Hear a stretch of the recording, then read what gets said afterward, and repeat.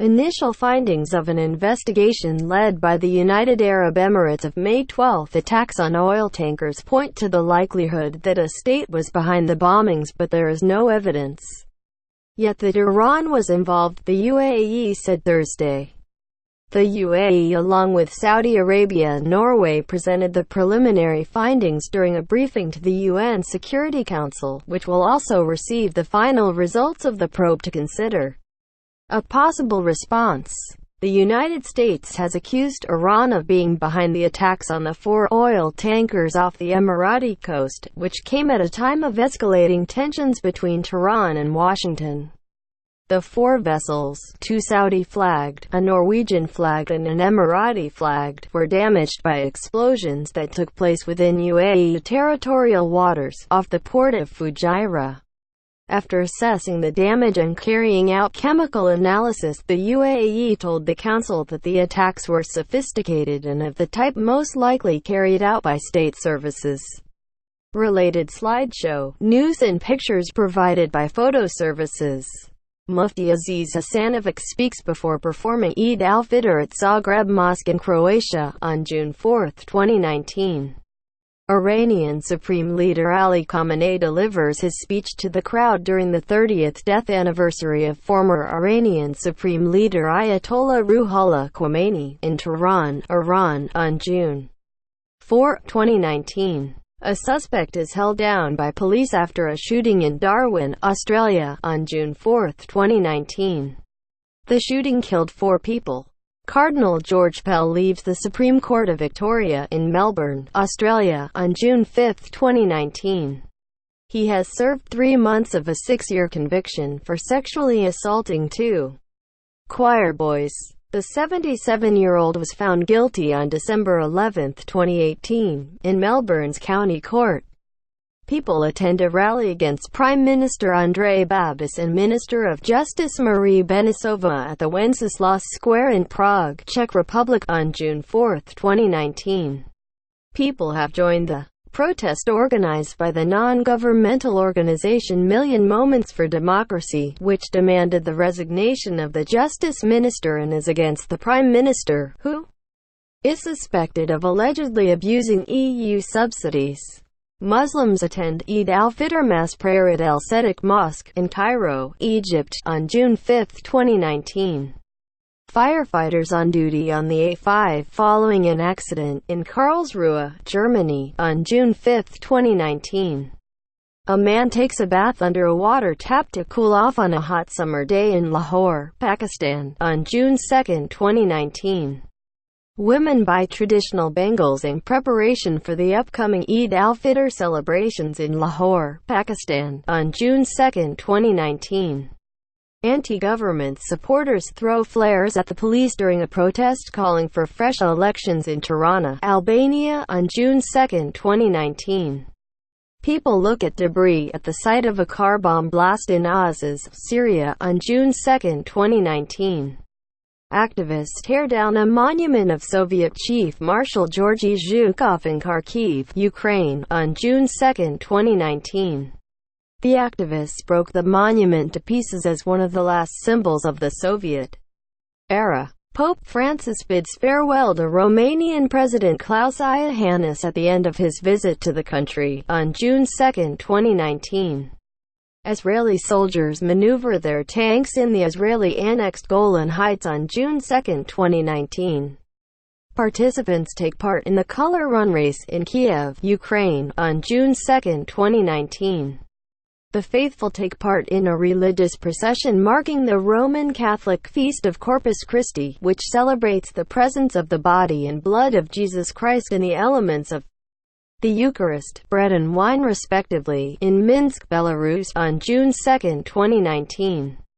A woman cools herself down inside Al-Hol refugee camp in northern Syria on June 2, 2019.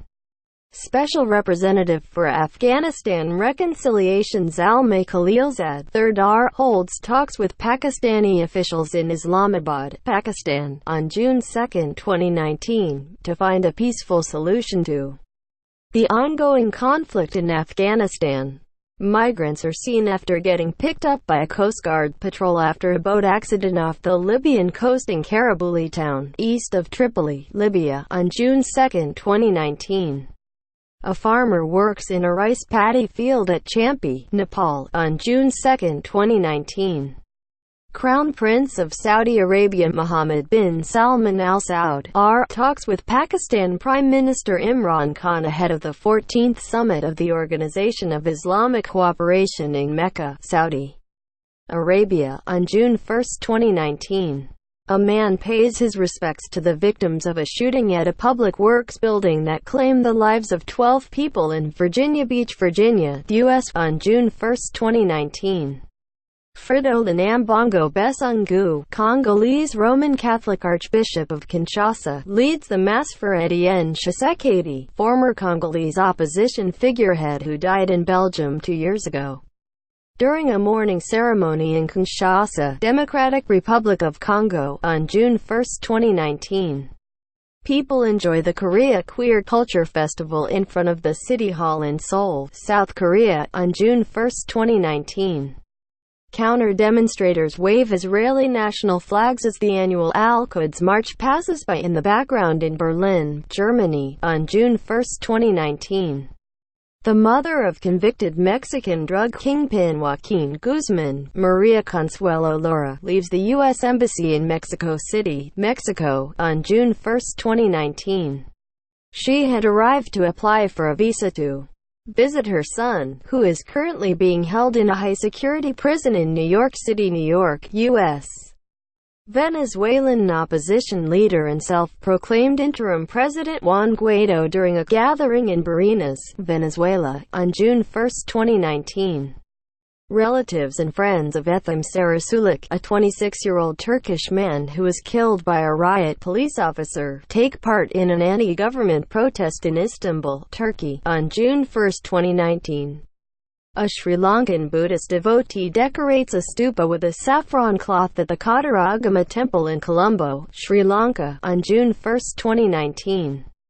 Egyptians attend a mass iftar gathering in an official attempt to break the Guinness World Record for the largest iftar table, in Cairo, Egypt, on June 1, 2019. One of the murals painted by Brazilian muralists Clara Leff, Oflego and Sarah Lourenço in São Paulo's Brasilândia neighborhood in Brazil, as part of a social media campaign under the hashtag #Elas Representam, they represent, in honor of the members of the Brazilian women's football team, on June 1, 2019. A group of students fixed their robot during RoboLeague 2019 in Yangon, Myanmar, on June 1, 2019. Participants attend an outdoor ballet lesson during the Global Ballet Holidays Festival in Moscow, Russia, on June 1, 2019. Model Chanakarn Wangwa Charamonkal presents one of the most expensive Kanyao durian during the King of Durian 2019 charity auction at a shopping mall on the outskirts of Bangkok, Thailand, on June 1, 2019.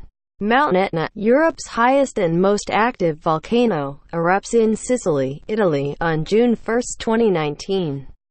Soccer fans watch the UEFA Champions League final between Liverpool and Tottenham during a live broadcast at a local club in Nairobi, Kenya, on June 1, 2019. Israeli security forces escort a group of Jewish settlers visiting the Al-Aqsa Mosque compound, revered as the site of two ancient Jewish temples, in the Old City of Jerusalem on June 2, 2019, as Israelis mark Jerusalem Day. Pope Francis waves as he arrives to attend the celebration of the Divine Liturgy and the beatification ceremony of 7 Greek Catholic martyr bishops at the Liberty Field in Blaj, Romania, on June 2, 2019. A dragon boat team competes in the 2019 Nantong-Hahe River International Dragon Boat Invitational Tournament ahead of the Dragon Boat Festival in Nantong, China, on June 2, 2019. A Congress worker waves the party flag during a demonstration outside Rahul Gandhi's residence, urging him to continue as the party president, in New Delhi, India, on June 1. Turkish Foreign Minister Mevlut Cavusoglu (C), Pakistani Foreign Minister Shah Mahmood Qureshi (R), and Malaysia's Foreign Minister Saifuddin Abdullah posed for a photo during the Turkey-Malaysia-Pakistan trilateral foreign ministers meeting in Jeddah, Saudi Arabia, on May 30, 2019. A member of Iraqi security forces inspects the site of a bomb attack in Kirkuk, Iraq, on May 31, 2019. A gale of wind lifts Pope Francis's cassock and covers his face, as he boards a plane to leave for a 3-day trip to Romania, on May 31, 2019. Belarus Prime Minister Syar Hirumaz L. speaks with his Russian counterpart Dmitry Medvedev ahead of a meeting of the Commonwealth of Independent States Council of the Heads of States in Ashgabat, Turkmenistan, on May 31, 2019. India's Prime Minister Narendra Modi gestures towards supporters after his oath during a swearing-in ceremony in New Delhi, India, on May 30, 2019. U.S. President Donald Trump speaks to the media as he departs for Colorado from the White House in Washington, D.C., U.S., on May 30, 2019. Israeli Prime Minister Benjamin Netanyahu (R) shakes hands with senior White House advisor Jared Kushner during their meeting in Jerusalem on May 30, 2019. Supporters of the hardline Buddhist monk Ashenworth pray at Shwedagon Pagoda in Yangon, Myanmar, on May 30, 2019, following his arrest warrant on charge of sedition. Kuwait's Emir Sabah al-Ahmad al-Jaber al-Sabah L and Saudi Arabia's King Salman C listened to Tunisian President Beji Caid Essebsi R during a group photo session ahead of an emergency summit in Mecca, Saudi Arabia, on May 30, 2019. King Salman opened an emergency summit of Gulf Arab leaders with a call for the international community to use all means to confront Iran. Uta also said the kingdom extends its hand for peace. Iranian leader Ali Khamenei makes a speech during his meeting with university instructors in Tehran, Iran, on May 30, 2019. Newly appointed interim Chancellor Brigitte Bierlein speaks as Austrian President Alexander van der Bellen looks on in Vienna, Austria, on May 30, 2019. James Marape L. is sworn in as the new Prime Minister of Papua New Guinea by Governor-General Bob Dada R. in Port Moresby, Papua New Guinea, on May 30, 2019. Ukrainian President Volodymyr Zelensky R. attends a meeting with Foreign Ministers Heiko Maas II L. of Germany and Jean-Yves Le Drian L. of France in Kiev, Ukraine, on May 30, 2019. Attendees react during the eulogy for Kenyan author and LGBT activist Binyavanga Wainaina, who died in Nairobi last week at the age of 48 during a memorial service in Nairobi, Kenya, on May 30, 2019. Prime Minister of Slovakia, Peter Pellegrini, meets Serbian Prime Minister Ana Brnabic in Belgrade, Serbia, on May 30, 2019.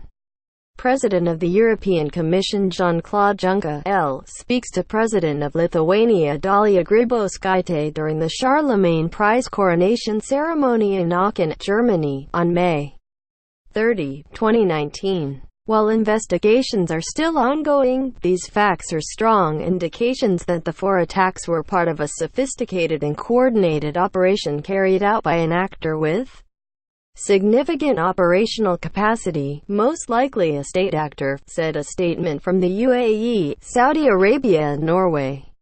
The initial findings showed that it was highly likely that 4 limpet mines, which are magnetically attached to a ship's hull, were used in the attacks, placed by trained divers who were deployed from fast boats, according to the preliminary findings. The UAE believes the attacks required intelligence capabilities to pick the 4 oil tankers as targets, one of which, a Saudi ship, was at the opposite end of the anchorage area at Fujairah from the 3 other tankers. Saudis blame Iran. Iran has rejected accusations that it was behind the sabotage, and diplomats said there was no mention of Iran's possible role during the briefing by the UAE. Saudi Arabia, Iran's arch-rival, told reporters that Tehran was nevertheless the most likely culprit. "We believe the responsibility for this attack lies on the shoulders of Iran," Saudi Arabia's UN ambassador Abdallah al-Moalimi told reporters after the briefing. Saudi Arabia maintains the attacks affect the safety of international navigation and the security of world oil supplies, requiring a response from the Security Council. Russia's Deputy Ambassador Vladimir Safronkov told reporters after the closed-door briefing that no evidence was presented linking Iran to the attacks. "We shouldn't jump to conclusions," Safronkov said. "This investigation will be continued." UN diplomats say that any attempt at the Council to punish Iran for the attacks is likely to face opposition from Russia. U.S. National Security Advisor John Bolton said last week that Iranian mines were likely used in the attacks. "There's no doubt in anybody's mind in Washington who's responsible for this," Bolton said last week during a visit to Abu Dhabi. U.S. Secretary of State Mike Pompeo has said that Iran was trying to raise the price of oil as Washington works to end Iran's exports of crude. Regional tensions have spiked since President Donald Trump's administration reimposed sanctions against Iran after the United States pulled out of the Iran nuclear deal. The United States has sent nuclear-capable bombers and an aircraft carrier strike group to the Gulf, but Trump has said he does not want war.